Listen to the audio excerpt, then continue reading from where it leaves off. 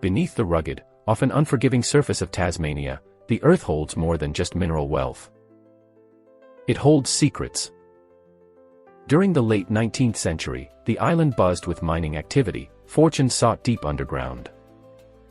But in one particular network of shafts, far from the usual clamor of pickaxes and ore carts, something different was unfolding. Something clandestine, ambitious, and ultimately, unnerving. The year is roughly 1895. While miners elsewhere chased veins of tin, silver, or gold, a select group of British engineers commandeered sections of a deep, remote mine. These weren't ordinary prospectors, they were specialists, equipped with unusual machinery, operating under a veil of secrecy enforced by the colonial authorities. Local workers hired for auxiliary tasks spoke in hushed tones about the strange activities taking place in the cordoned-off depths. They whispered of bizarre, heavy equipment being lowered into the darkness, of generators humming with unnatural power deep within the earth, of strange vibrations felt through the rock itself. The engineers kept to themselves, their purpose shrouded in official silence. But the most persistent rumor, the one that sparked both curiosity and unease among the local workforce, concerned the nature of the experiments. The workers claimed the engineers were testing a new, unknown technology, something capable, they said, of penetrating the earth. What did that mean? Was it merely an advanced drilling technique? Or something more profound? The phrase itself conjures images beyond simple excavation. Were they attempting to map subterranean structures in unprecedented detail?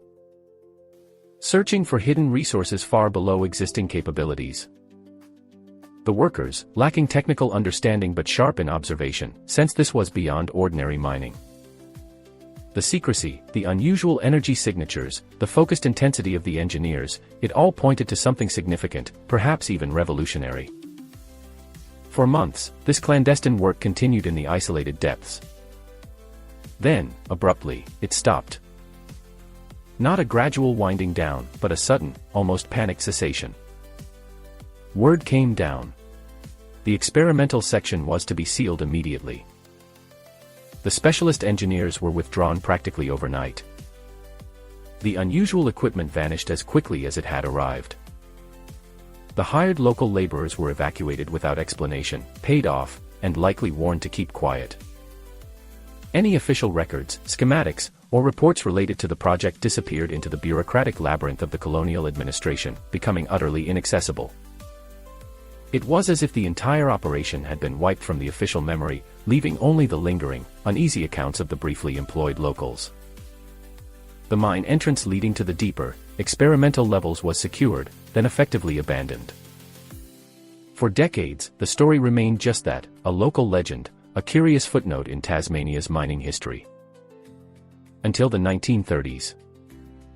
Spurred by the old rumors and perhaps hoping to rediscover lost technology or uncover a hidden resource, a small group of independent researchers or adventurous explorers decided to investigate.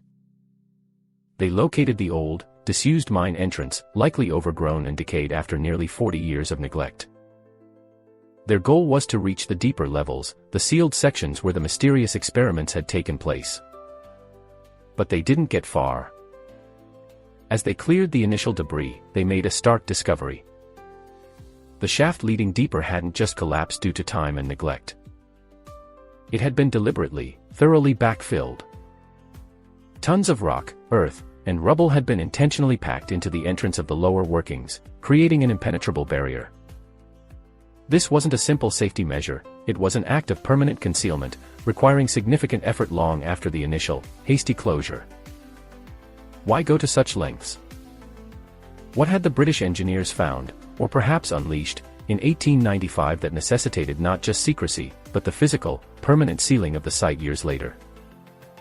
Speculation falls into two main categories. The more conventional theory suggests the engineers were testing rudimentary, perhaps highly advanced for the era, geophysical prospecting technology.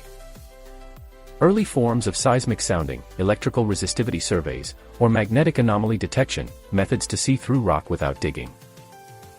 Such technology would have immense commercial and strategic value, explaining the intense secrecy. Perhaps the tests were successful but deemed too sensitive, or maybe they failed catastrophically in a way that needed to be hidden. But the deliberate backfilling, the sheer effort involved in sealing the shaft permanently, fuels darker, more speculative theories. Did their Earth-penetrating device reveal something utterly unexpected? An anomalous geological formation unlike anything known. A vast, unmapped subterranean cavity. Or perhaps something even stranger, evidence of structures or phenomena deep underground that defied conventional understanding and terrified the authorities.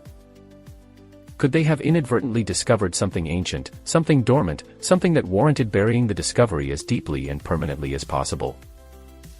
The truth remains buried, sealed behind tons of rock and decades of official silence. The engineers vanished back into the anonymity of the empire. The workers' whispers faded into folklore. All that's left is the enduring mystery of the Tasmanian mine. The secret experiments, the talk of penetrating the Earth, the sudden shutdown, and the deliberately, permanently blocked shaft, a silent monument to a secret the authorities wanted forgotten forever.